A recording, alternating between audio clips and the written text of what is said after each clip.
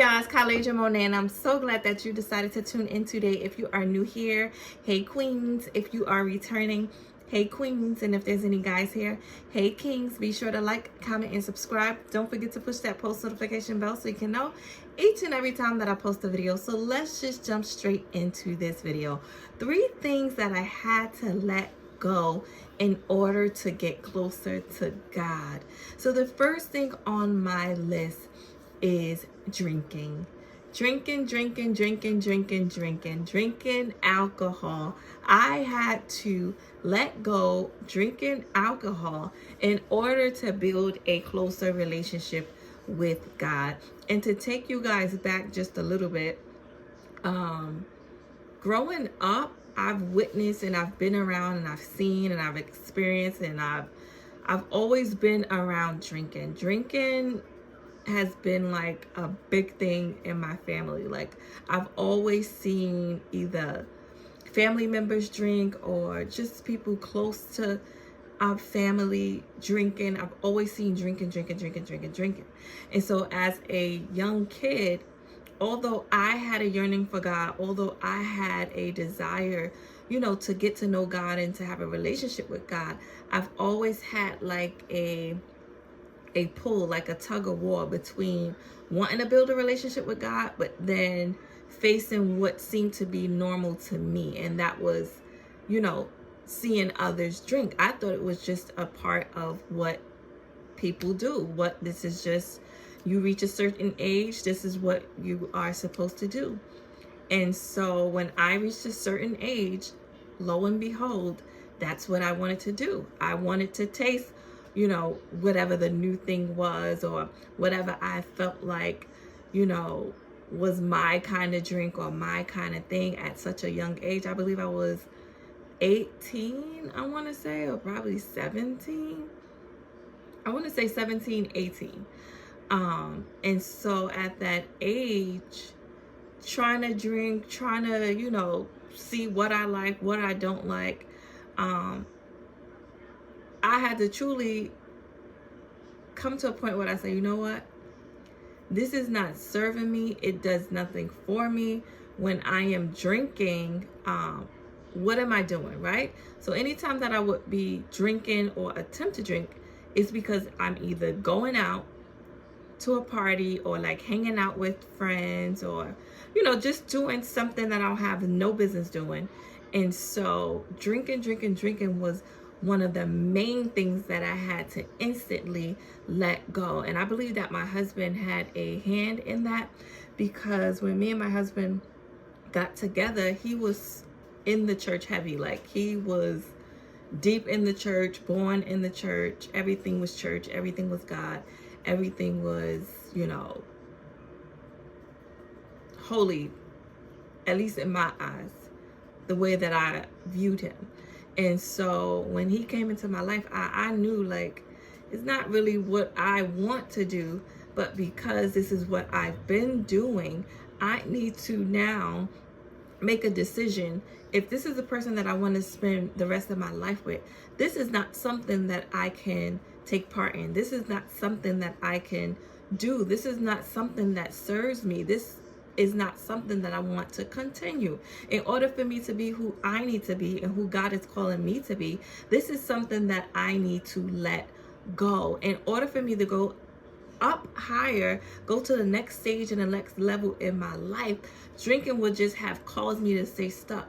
Drinking would have landed me in places that I was never designed to be in. Drinking would have allowed me to do things that I probably wouldn't have been able to ever take back or get back. So I had to make a conscious decision to say, you know what? It's not something that I ever really wanted to do. I only did it because of, at a young age, I'm thinking that this is just what I'm supposed to do. This is just a part of life. This is the way you have fun. This is the way you gather. This is the way you hang out with your friends. You gotta drink. Drinking makes you feel a certain kind of way, right? And so once I got with my husband, I really made a conscious decision to say, you know what, this is not something that I want to do no longer. Once I got with my husband, I made the conscious decision that this is just something that I don't want to do no longer. And I truly believe that my husband came into my life at the perfect time, and I felt like he was like my guardian angel at that time, because when he came into my life, although, you know, I don't know if I'll give you guys like a backstory on how we met and all of that things in another video, but because we knew each other, you know, as children, when we did get together, I knew that he was a man of God. I knew that he was in church heavy. I knew that, you know, he loved God. I knew that he loved the things of God. So once we got together, I just felt like, okay, this is not something that I ever wanted to do. I just did it because I felt like it was the thing to do. And you know, this is just what you're supposed to do. And so I'm like, okay, I have to make a conscious decision, not just for myself, but for this man that I want to be with. In order for me to be with this person, I can no longer do X, Y, and Z. In order for me to move forward and be with this person, I can no longer drink. So instantly, not even 24 hours later, God literally took the desire for me to drink away. I didn't want to do it anymore. I didn't care if somebody else was doing it. I didn't care if I smelled the scent of alcohol. It didn't make me feel like I wanted to do it, or I gotta just have a drink, or I gotta just do this. I just feel like as soon as I surrendered and was true with myself and just true with God, he literally took that thing away from me, and I did not have a desire to do it anymore. And I know some people's process is different. Some people may not have a story like mine where it was that, you know, simple or that quick.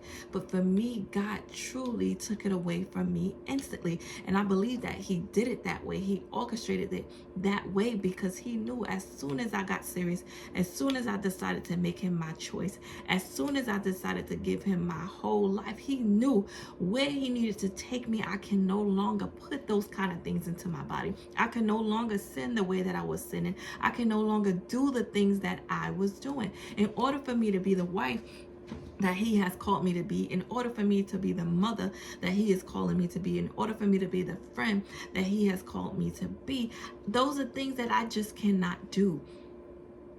And I understand that for me, being a leader, being someone that others look to, others look after, there's just certain things that you cannot do. When you have people that looks up to you, when it's like, you got to really ask yourself the question, if I decide to do this, whose life is at stake? If I decide to do that, whose life is at stake? And people don't think about it that way, but you have to, because we are here for a reason. We are here for a purpose. We are on an assignment. So once I got serious about getting closer with God, it's like he just removed and took those things away from me. And then that leads me into the third thing, which is people. I feel like between me and God, people, when I made that decision, I feel like people begin to just slip out of my life just like butter. They begin to slip out of my life like butter. I really didn't even have to do anything. I didn't have to have a conversation. I didn't have to tell you where I was in my walk with Christ. I didn't have to explain anything because I felt like God just removed those people out of my life. And you should never have to feel like you have to explain where you are with God, your journey, your path, because God will do those things for you. The people that he needs to remove so that his work can be done, trust me, he will do it. He will remove those people. And guess what? They will see him through you. They shall see him through you. They shall see him through your walk, through your talk, the way that you live, the way that you serve, the way that you are. They shall see Christ through you. They should see Christ through you. And I truly believe that's what happened with me. And some people cannot take it. They can't take it. They cannot take it. Especially if they want to continue to be in sin. Especially if they want to continue to live the lives that they want to live. Especially if they just don't have a desire to get to know more about God. They're going to do what they want to do. And guess what? Because you're not doing what they're doing, it does something to their spirit. It does something to their minds. It does something to them. So guess what? They wouldn't even want to be around you anymore. They don't even feel comfortable around you anymore. They don't even feel like themselves around you anymore because it's like you guys have nothing in common. What once was is no longer. And I had to be okay with that. I had to really sit with myself and sit with God and say, okay, God, you remove these people. You remove these people, and you remove them for a reason. Now I get to see who they truly are. Now I get to see how their hearts are. Now I get to see who's for me and who's not for me. Now I get to see who you assigned and designed to be in my life in this particular season.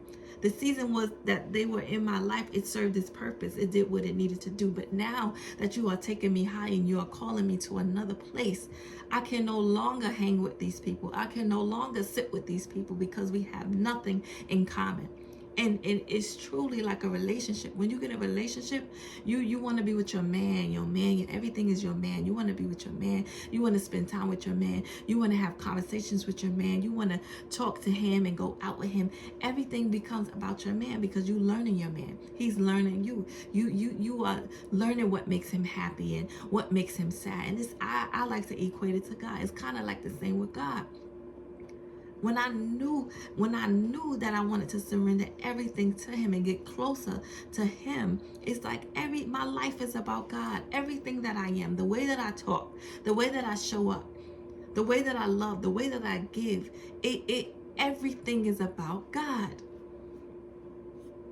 Everything becomes about God. So I wanted to make this video to encourage you. If you are desiring to get closer to God and you got to let some things go, let it go. Let it go. Let it go. Let it go. Let it go. If you got to let it go, let it go. Let it go. If it's not pleasing to God, let it go. If it doesn't serve you, let it go. If it only causes pain and hurt and just a bunch of just confusion and toxicity and just makes you feel just out of place, out of whack, out of line, let it go. Let it go. Let it go. So I pray that this video encourages you and inspires you to get closer to God and do what you have to do to get there. By any means necessary. Do what you have to do to get there. I love you. I love you. I love you. Be sure to like, comment, and subscribe. And I'll see you on the next video.